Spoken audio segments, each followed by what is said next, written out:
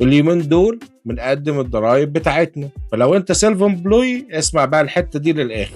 كل سنه انت بتفايل ضرايب، بتقول مثلا انت بتعمل 100,000 بتصفصفهم بعد الاكسبنسز ل 30,000. طيب البنك بقى بيبص على ايه؟ خلي بالك انت سيلف امبلوي يعني ايه؟ بيبص على الافريج انكم بتاعك. فاحنا مش كل سنه الاكسبنسز بتاعتنا بتبقى عاليه او الانكم بتاعنا بيبقى عالي، فالنت بتاعنا بيختلف من سنه لسنه. البنك بقى بيبص على حاجه مهمه قوي، من كل سنه لسنه لازم تزيد دولار، لو اقل دولار بيرفض اللون بتاعك. يعني ايه؟ مثلا 23 انت مثلا دخلك 100,000، عملت الاكسبنسز بتاعتك، النت بتاعك بقى 30,000، حلو قوي. السنه دي رحت عملت ال 100,000 او عملت حتى 90، الاكسبنسز بتاعتك ما تفيرهاش بقى 30,000 او اقل من 30,000، لا فيرها 30,000 ودولار او 30,100 دولار، اي رقم زياده، علشان البنك بيشوف المستوى بتاعك شكله ايه، عشان انت سيلف امبلوي. لو عجبك الفيديو يا ريت تدوس لايك وشير.